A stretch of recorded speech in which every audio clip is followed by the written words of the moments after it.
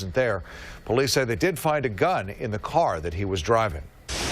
New at 10, growing concerns about coyotes in San Francisco after several attacks on dogs. From urban legend to urban conflict. In less than a decade, coyotes have taken a big foothold in the city, and now many residents are alarmed. KTVU's Deborah Villone attended a meeting tonight where officials got an earful from coyote critics. Deb?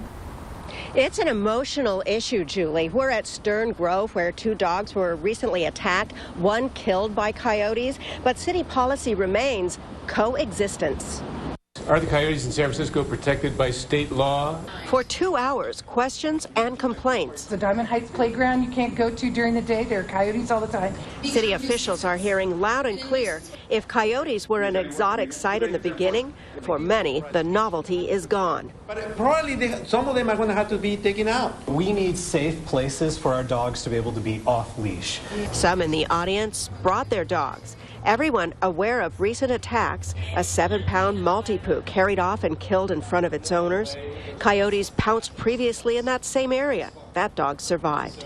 Are we just waiting and hoping, or are we going to have to continue to feel unsafe with our dogs at Stern Grove? It's not a coyote problem, it's a people problem. The panel reminded the crowd dogs can be the instigators too in coyote encounters, but coexistence depends on everyone being aware and cautious. Dogs and cats are going to be taken. Even if it's on your leash. We have calls all the time of a dog taken right off the leash. It's gonna happen. If you're saying there's no solution because they're eating our cats and they're eating our animals, then we need to do something else, and I think we should consider eradication. Eradication, not an option under city policy. Sterilization or relocation were also rebuffed as ineffective.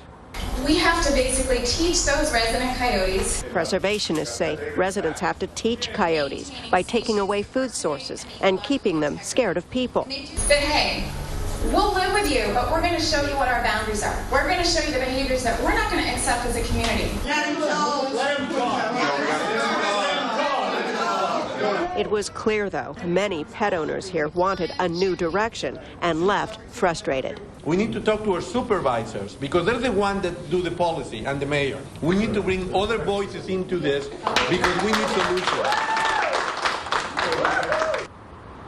Many dog owners worry that off-leash areas, which are already limited, will shrink even more as coyotes expand their territory. Now, no decisions tonight, but a lot of opinion and some advice. Obviously, don't feed them. Don't leave pet food out where they can get it. And as it turns out, coyotes like fruit, so good idea to pick the fruit up off the ground. Julie? Yeah, urban coyotes. Deb, do we know where these coyotes are coming from?